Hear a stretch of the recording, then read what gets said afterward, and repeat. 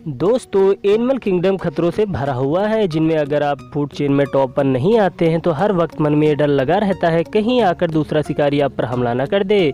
हालांकि कुछ एनिमल ऐसे हैं जिनको खुद को शिकारी जानवरों से बचाना आता है, जिनमें से कुछ जानवर छिपने की कला में माहिर होते हैं, कुछ की डिफेंस टेक्निक उनसे लड़ने में मदद करती है। लेकिन जानवरों की दुनिया में एक ऐसा जानवर है जिसके डिफेंस मैकेनिज्म के आगे किसी की भी नहीं चलती, वो है इलेक्ट्रिक ईल। इसके नाम से ही आप समझ गए होंगे कि ये पानी में रहने वाला जीव अपने बचाव के लिए इलेक्ट्रिसिटी का इस्तेमाल करता है, जो कहीं और नहीं बल्कि उसके शरीर से ही निकलती है। पर यहाँ सवाल ये आता है कि क्या बिजली के झटके देने वाली इलेक्ट्रिक ईल एलिगेटर जैसे खतरनाक जानवरों को अपना शिकार बना सकती है, या फिर एलिगेटर का खतरनाक बाइट फोर्स इस इलेक्ट्रिक ईल को चारों खाने निश्चित कर देगा। दोस्तों, बचपन में आपने कभी ना कभी 9 वोल्ट की बैटरी जो होती है उसका स्वाद चखने की कोशिश करी ही होगी और उसका एक्सपीरियंस आपको याद ही होगा। ऐसे में आप खुद ही सोचिए, जब 9 वोल्ट की बैटरी आपको अजीब सा झटका महसूस करवा सकती है तो ये पावर बढ़कर 860 वोल्ट हो जाए तो तब क्या हाल होगा। क्योंकि इलेक्ट्रिक ईल जब किसी को झटका देती है तो उसे इतना ही पावरफुल इलेक्ट्रिक शॉक लगता है। इलेक्ट्रोफोकस इलेक्ट्रिकस, जिन्हें आम भाषा में इलेक्ट्रिक ईल के नाम से जानते हैं, ये एक प्रकार की मछली है। हाँ, भले ही इसके नाम से ईल सब देखने को मिलता है और ये देखने में उन्हीं की तरह है, पर ये ईल नहीं है, क्योंकि ये मछली ना ही फिश के जिनिनोडोफॉर्मिस के फैमिली से बिलोंग करती है।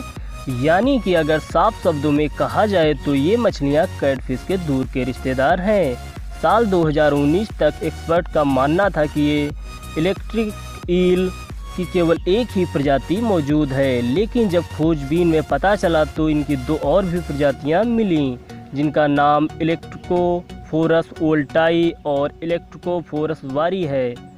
दोस्तों, 8 फीट तक ग्रो करने वाली ये जीव वजन में करीब 44 पाउंड तक होते हैं। पर आप इलेक्ट्रिकल ईल को साउथ अमेरिका के नॉर्थ वेस्ट इलाके में देख सकते हैं, जिनमें अमेजन और फोरिनो रिवर बेसिस भी शामिल है। वैसे तो इलेक्ट्रिक ईल कई तरह के जीवों को अपना भोजन बनाती है, लेकिन इन्हें मीठे पानी में रहने वाले स्लो मूविंग क्रिएचर इन्हें ज़्यादा ही पसंद हैं, क्योंकि ये अपने शिकार को इलेक्ट्रिक शॉक देती है, जिसकी वजह से या तो वह अधमरा हो जाता है या फिर वो मर ही जाता है और इनके लिए भोजन बनाना बहुत ही आसान हो जाता है। इसी तकनीक का इस्तेमाल करके ये जीव मछलियों से लेकर छोटे छोटे मैमल्स तक हर किसी को अपने भोजन में शामिल करते हैं। दोस्तों, आपको बता दें कि वेनेजुएला में रहने वाली एक इंडिजियस स्ट्राइप है जिसका नाम है इलेक्ट्रिक ईल एरिमिना। दोस्तों, इस स्ट्राइप के लोग इलेक्ट्रिक ईल को पकड़ने के लिए जंगली घोड़ों का इस्तेमाल करते थे, जहां ये अपने जंगली घोड़ों को उन इलाकों में ले जाते थे जहां इलेक्ट्रिक ईल बहुत बड़ी संख्या में हो।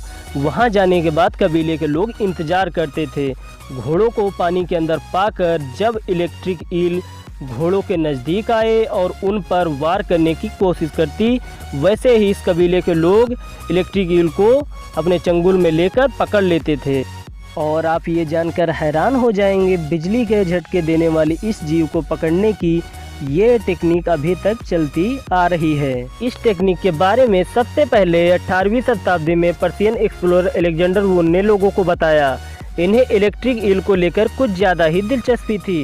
इन्होंने वेनेजुएला के रेन फॉरेस्ट लॉस लैनोस में कई सारे एक्सपेरिमेंट किए ताकि ये इलेक्ट्रिक ईल से लगने वाले झटके के पावर का अंदाज़ा लगा सकें। हम आपको बता दें, इनके एक्सपेरिमेंट बहुत ही ज़्यादा खतरनाक होते थे, जिसमें ये किसी वोल्ट मीटर या एम्पियर मीटर का इस्तेमाल नहीं करते थे, बल्कि अलेक्जेंडर इलेक्ट्रिक ईल को अपने हाथों में पकड़ लेते थे ताकि इस बात का अंदाज़ा लगाया जा सके इनसे लगने वाले इलेक्ट्रिक शॉक किस लेवल तक खतरनाक हैं। कई बार इलेक्ट्रिक ईल से लगने वाले इलेक्ट्रिक शॉक से काफ़ी समय तक उनको सुध बुध नहीं रहती थी। जब कई घंटों बाद होश में आते थे तो वापस अपने द्वारा महसूस किए गए इलेक्ट्रिक शॉक को नोट करते थे। दोस्तों, भले ही लोगों को ये बात पता हो कि इलेक्ट्रिक ईल बिजली के झटके देने वाली जीव है, लेकिन इस बात को जानने में करीब 100 साल लग गए। आखिर ये अपने शरीर से इलेक्ट्रिसिटी कैसे क्रिएट करते हैं। असल में इसके शरीर में स्प्लिस्ट ऑर्गन के 3 पेयर्स होते हैं। इन्हीं ऑर्गन्स में लाखों की संख्या में मॉडिफाइड मसल्स सेल्स होते हैं जिन्हें इलेक्ट्रिक इलेक्ट्रोसाइट कहा जाता है, जो बिल्कुल परफेक्ट शेप में ऑरेंज होते हैं, ठीक वैसे ही जैसे बैटरी में सेल्स ऑरेंज होते हैं। और यही इलेक्ट्रोसाइट चार्ज आयंस को अपने अंदर से फ्लो करने का मौका देते हैं। जब ये चार्ज हो जाते हैं तो करंट प्लीट होती है।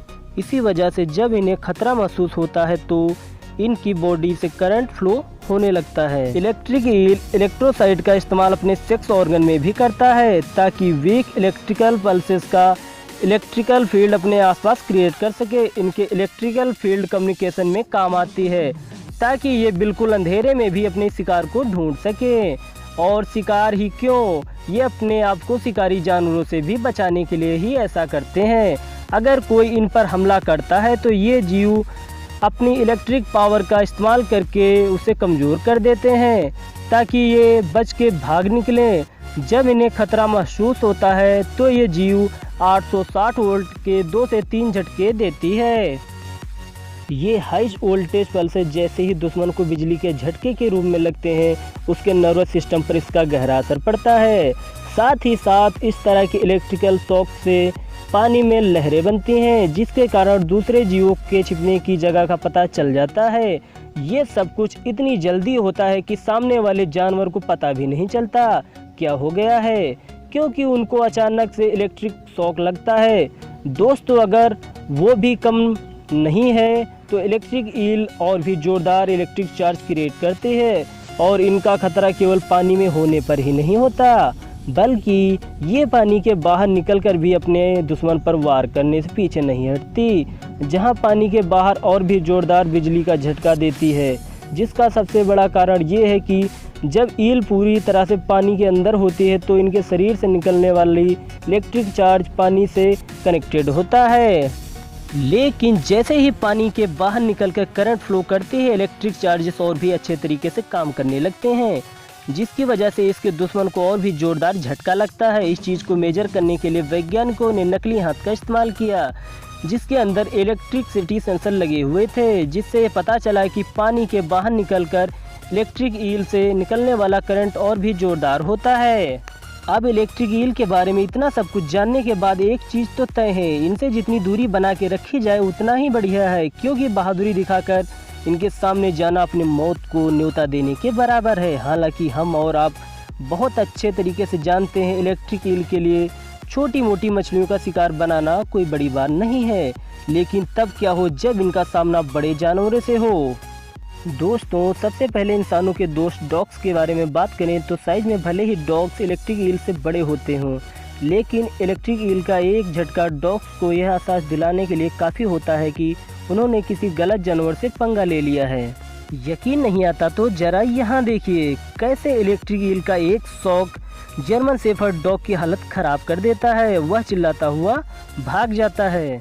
यहाँ अगर हम बात करें अमेजन नदी के एलिगेटर की तो दोस्तों इस बात में कोई शक नहीं है कि मगरमच्छ के प्रजाति के ये जानवर बहुत ही ज़्यादातर खतरनाक होते हैं, जो अपने मजबूत जबड़ों के बल पर पानी में रहने वाले लगभग सभी जानवरों को अपना शिकार बनाते हैं। पर जब इनका सामना इलेक्ट्रिक ईल से होता है तो मामला कुछ और ही देखने को मिलता है, क्योंकि जैसे ही इलेक्ट्रिक ईल को ये देखते हैं तो उसे अपना भोजन बनाने के लिए आगे बढ़ते हैं। जैसे ही इन्हें आसपास देख इलेक्ट्रिक ईल को खतरा महसूस होता है तो वह इलेक्ट्रिक शॉक देकर इन्हें दूर भगाती है। जब एलिगेटर को इलेक्ट्रिक शॉक लगता है तो उसका शरीर कुछ पल के लिए काम करना बंद कर देता है। अगर वह समझदार हुआ तो इतने में उसे समझ में आ जाता है कि यहाँ पर शिकार करना खतरे से खाली नहीं है। इस कंडीशन में कई सारे एलिगेटर भाग निकलते हैं, पर कुछ के मन में बदले की भावना होती है। वो तुरंत इलेक्ट्रिक ईल को अपने मजबूत जबड़ों में दबाने की कोशिश करते हैं। जब ऐसा होता है तो इनके नुकीले दांत इलेक्ट्रिक ईल के शरीर में घुसते ही बिजली के झटके देना शुरू कर देती है, जिससे वजह से दोनों आपस में फंस जाते हैं। क्योंकि इलेक्ट्रिक शॉक लगने की वजह से एलिगेटर ना ही अपना मुंह खोल पाते हैं, ना ही इलेक्ट्रिक ईल बाहर निकल पाती है।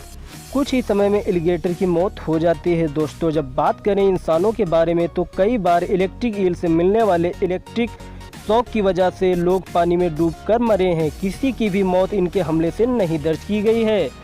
ऐसे में कहा जा सकता है कि इंसान इलेक्ट्रिक ईल का झटका सहन कर सकता है, लेकिन मुश्किल तब आती है जब एक साथ कई सारी इलेक्ट्रिक ईल हमला करती हैं और वेनेजुएला के पानी में अक्सर आपको अकेले दिखेंगे ही नहीं, क्योंकि ये मछलियाँ हमेशा झुंड में रहती हैं और इस कंडीशन में इससे बच पाना बहुत ही मुश्किल होता है।